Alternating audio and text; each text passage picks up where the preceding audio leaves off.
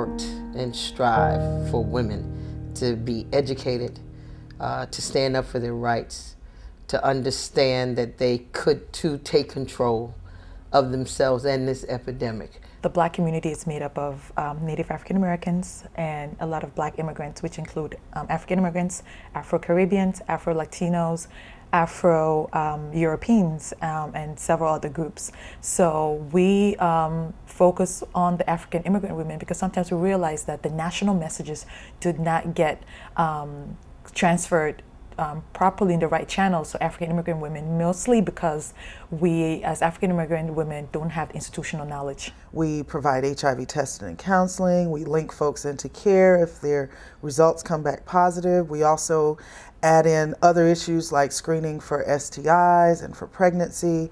We also work at the intersection of HIV and violence against women because we know that the risks of both are sort of counteractive with each other in terms of women who are in violent relationships being more likely to be at risk for HIV. Continuing to talk about being tested, continuing to talk about know your status, continuing to talk about good choices, continuing to talk about the fact that just because there's not this image of people getting thin and dying from AIDS, that it's still happening.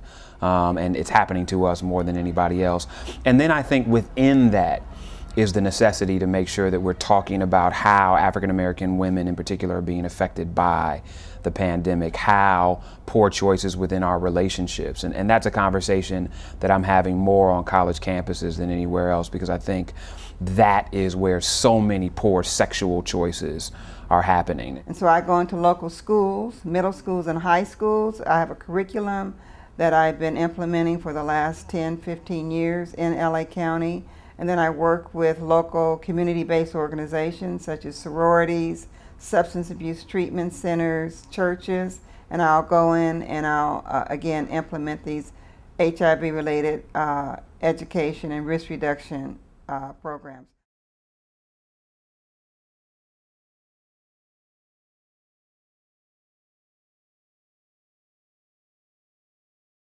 Well, I think the first solution is that African American women and African descended women all over the world need to know that the images that we see every day aren't necessarily very positive when it comes to images that look like us, and that we need to redefine who we are if we're not looking at television or in the movies, and have very positive images around us to talk about Black sexuality and the Black body in our families, in our churches, in our relationships, so that our lives are based on what is real for us, not necessarily what someone else may think is best for us.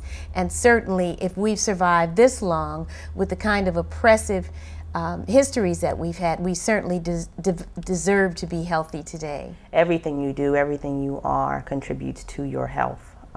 So your daily activities, the things that you put in your mouth, the way that you think about your body.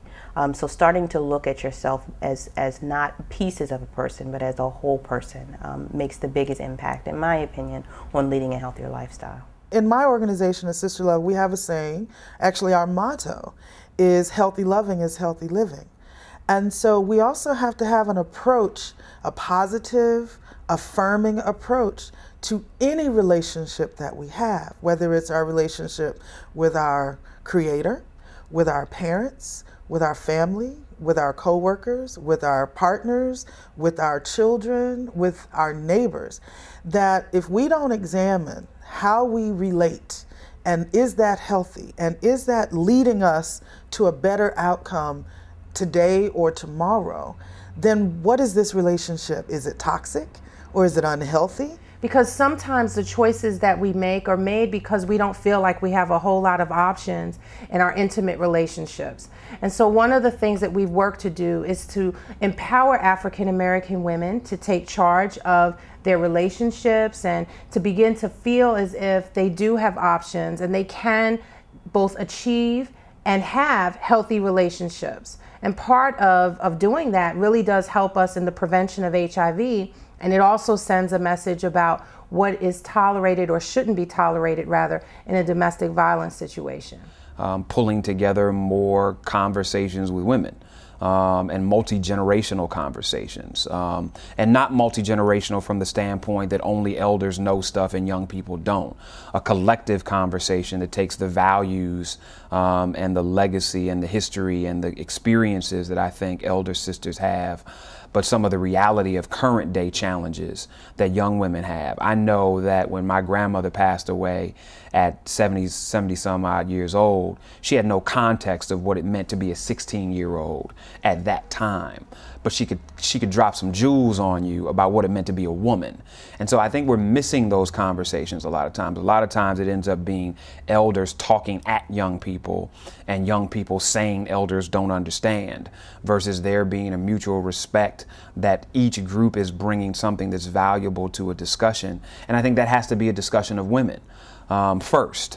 I think then we as men need to be more proactive as it relates to taking care of the women in our lives, to encourage men to be responsible, to encourage men to be honest and upright. Men need to have their own discussion about how do we view women, how do we view relationships, what's our value proposition of women, and how does that drive our relationships. In terms of the things that they're in fact doing, which I would argue would lower the infection rate tremendously. And I think, and that comes through personal responsibility and collective responsibility as a community. Because HIV, the HIV and AIDS discussion, just in the vacuum of the virus, doesn't really get to why we're spreading it, how we're spreading it, how do we view ourselves, how do we view our sexuality, what kind of tool do we use sex for, what kind of decisions are we making in the process of having sexual relationships, when do we decide to use drugs, how do we decide to use those drugs. All those conversations speak to value propositions about who we are as men and women.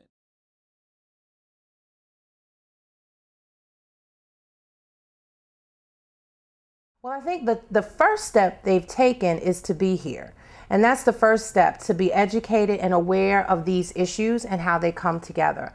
The next step, I think, is for them to talk openly, honestly, and frankly about the reality that HIV is a virus that is very prevalent in our community, that as African American women, they are at one of the highest risk groups for contracting HIV, so that we can't afford for women at this conference to come and learn about HIV and then to go out and remain silent because they're afraid of the shame or the stigma. We have this other test that we're going to have to go through when we get through the pearly gates, and it's not going to be a test like anybody else. When we get up there, we're going to be met by our ancestors, and our ancestors are going to ask us one question and one question alone before we even get to St. Peter.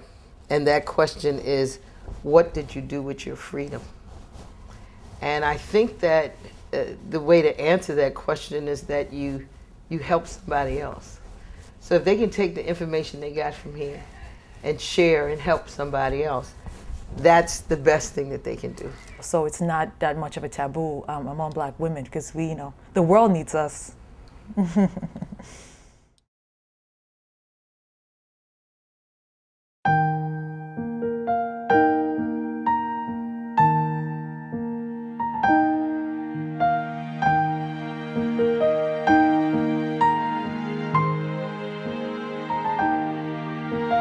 Thank you.